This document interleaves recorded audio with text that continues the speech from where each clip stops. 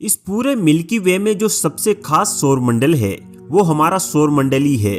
खास इसलिए है कि इसी के अंदर हमारी पृथ्वी मौजूद है और पृथ्वी के अंदर हम कई दशकों से हमारे सौरमंडल में जीवन की उत्पत्ति के बारे में चर्चा चल रही है। क्योंकि जिस हिसाब से इंसान पृथ्वी को नष्ट करता जा रहा है उसको देखते हुए हम शायद रहने के लिए एक दूसरे ग्रह की जरूरत पड़ने वाली है। प्लूटो के बारे में आप लोगों ने काफी कुछ सुना होगा, परंतु क्या आप जानते हैं इसके ऊपर एलियंस भी हो सकते हैं? आप लोगों ने बिल्कुल सही सुना, प्लूटो के ऊपर एलियंस भी मौजूद हो सकते हैं। क्योंकि वैज्ञानिकों इस छोटे से ग्रह पर जीवन के होने की उम्मीद काफी ज्यादा है। इसके अलावा इस ग्रह पर कई बर्फीले जगहों के मिलने की संभावना भी है। जिस जगह पर बर्फ या पानी के मिलने की उम्मीद ज्यादा होती है वहाँ जीवन के फलने फूलने की गुंजाइश भी ज्यादा होती है। इसलिए कहा जाता है कि पानी के स्रोत के बारे में पता चलना एक बहुत ही बड़ी बात है।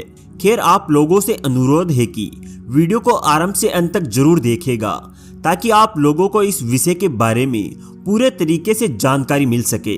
वैज्ञानिकों के अनुसार प्लूटो की सतह के नीचे परग्रही जीवन के होने के सबूत मिल सकते हैं।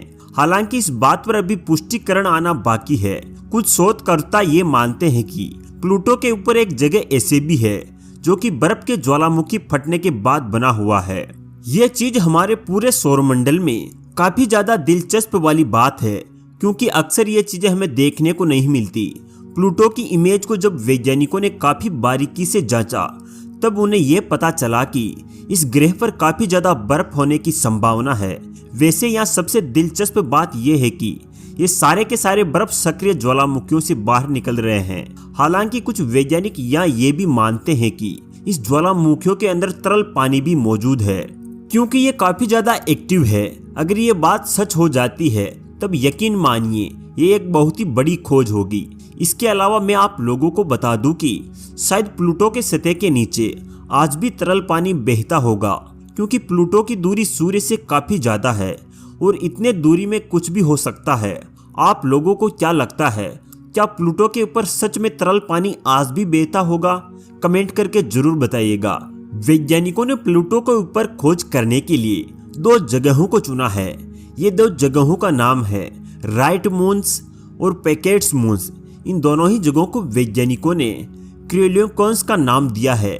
अधिक जानकारी के लिए बता दूं कि राइट मून्स लगभग 4 से 5 किलोमीटर ऊंचा और 150 किलोमीटर तक चौड़ा है। वहीं दूसरी ओर पैकेट मून्स 7 किलोमीटर ऊंचा और 250 किलोमीटर तक चौड़ा है। इन दोनों ही ज्वालामुखियों के अंदर काफी गहरे गड्ढे मौजूद है और इन दोनों के अंदर काफी डीप डिप्रेशन को देखा जा सकता है। वैसे एक खास बात यह भी है कि इन दोनों ही ज्वालामुखियों के पास काफी उबड़ खाबड़ इलाकों को देखा जा सकता है। वैज्ञानिक कहते हैं कि इन उबड़ खाबड़ इलाकों के नीचे काफी समय से बर्फ जमा हो जा रहा है, जिस कारण से ये इलाका काफी ज्यादा उबड़ खाबड़ बन चुका है। इन दोनों ही जगहों के अलावा भी काफी सारे जगह ऐसे भी है जहाँ सतह के नीचे बर्फ के होने की उम्मीद काफी ज्यादा है। प्लूटो का एक इलाका ऐसा भी है जहां क्रेटर के निशान लगभग न के बराबर है।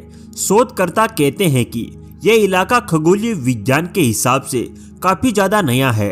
प्लूटो के ऊपर मौजूद ये बर्फीले ज्वालामुखी पृथ्वी के ऊपर मौजूद ज्वालामुखियों जैसे ही है।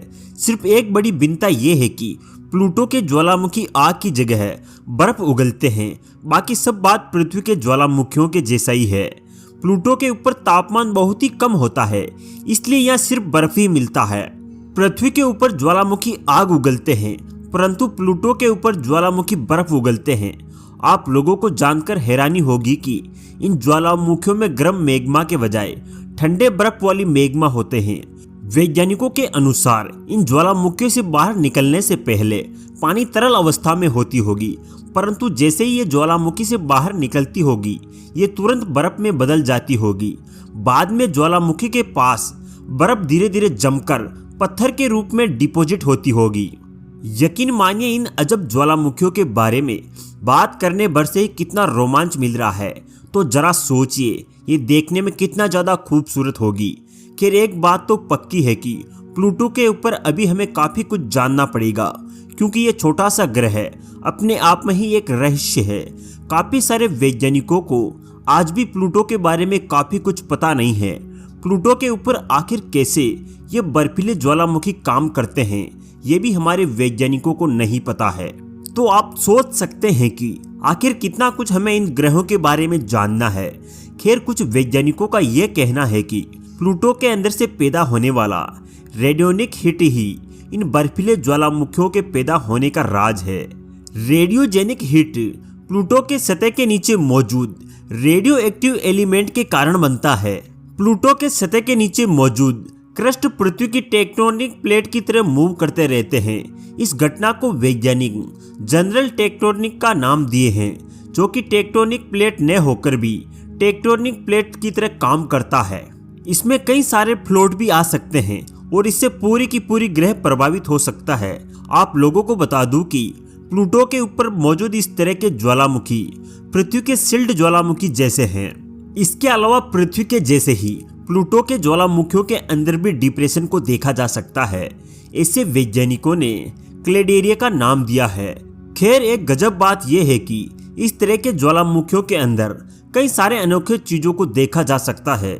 या आप लोगों को अधिक जानकारी के लिए बता दूं कि आज भी इन जगहों के बारे में काफी कुछ शोध करना बाकी है, क्योंकि इन जगहों को बिना जाने हम प्लूटो के बारे में कुछ नहीं जान सकते हैं। अगर हमें प्लूटो के नीचे तरल पानी मिल जाता है, तब इसके ऊपर जीवन के होने की संभावना भी बढ़ जाती है। इसलिए हम प्लूटो को नजरअंदाज भी नहीं कर सकते हैं। इन सुदूर ग्रहों के बारे में हमारी जिज्ञासा आने वाले समय में और भी ज्यादा बढ़ने